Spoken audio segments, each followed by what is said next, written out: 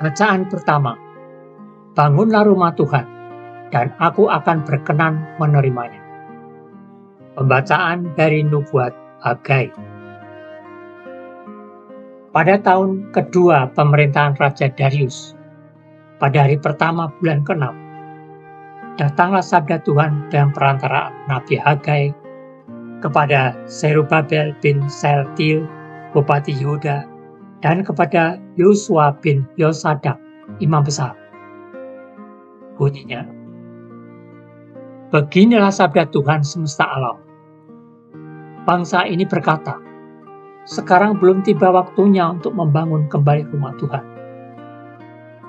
Maka datanglah sabda Tuhan dengan perantara Nabi Hagai, bunyinya, apakah sudah tiba waktunya bagi kalian untuk mendiami rumah-rumahmu yang dipapani dengan baik, sedang rumah Tuhan tetap menjadi reruntuhan? Oleh sebab itu, beginilah sabda Tuhan semesta alam. Perhatikanlah keadaanmu. Kalian menabur banyak, tetapi membawa pulang hasil sedikit. Kalian makan, tetapi tidak sampai kenyang. Kalian minum, tetapi tidak sampai puas. Kalian berpakaian, tetapi badanmu tidak menjadi hangat. Dan orang yang bekerja untuk upah, ia bekerja, tetapi upahnya ditaruh dalam pundi-pundi yang berlubang.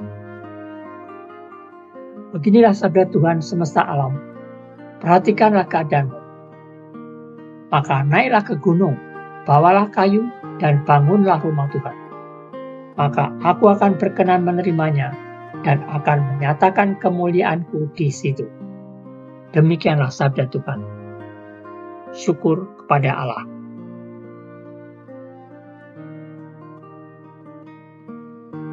Bacaan Injil. Yohanes kan telah kupenggal kepalanya. Siapa gerangan dia ini yang kabarnya melakukan hal-hal besar itu? Inilah Injil Yesus Kristus menurut Lukas. Ketika Herodes, raja wilayah Galilea, mendengar segala yang terjadi, ia merasa cemas, sebab ada orang yang mengatakan bahwa Yohanes telah bangkit dari antara orang mati. Ada lagi yang mengatakan bahwa Elia telah muncul kembali, dan ada pula yang mengatakan bahwa seorang dari nabi-nabi zaman dahulu telah bangkit. Tapi Herodes berkata, Yohanes kan telah kupenggal kepalanya. Siapa gerangan dia ini yang kabarnya melakukan hal-hal besar itu? Lalu ia berusaha supaya dapat bertemu dengan Yesus. Demikianlah Injil Tuhan.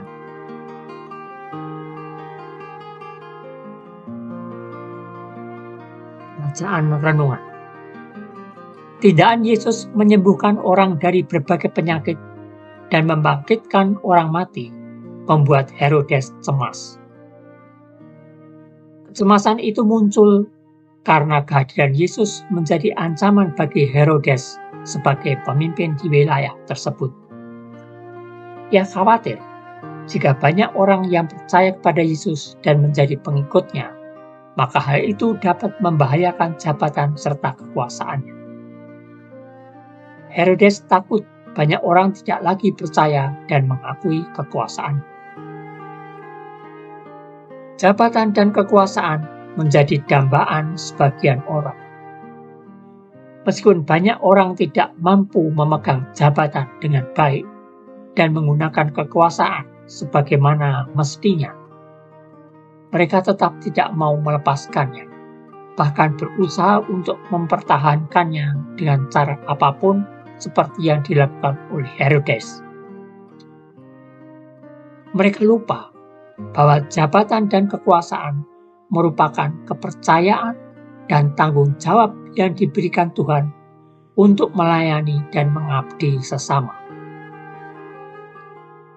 Jabatan, wewenang, tanggung jawab, dan kekuasaan sekecil apapun yang kita miliki, kita pandang sebagai cara Tuhan memakai kita untuk menjadi saluran berkat-Nya.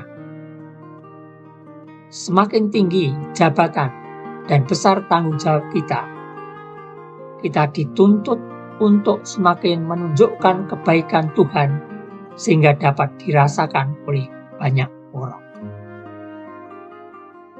Marilah berdoa.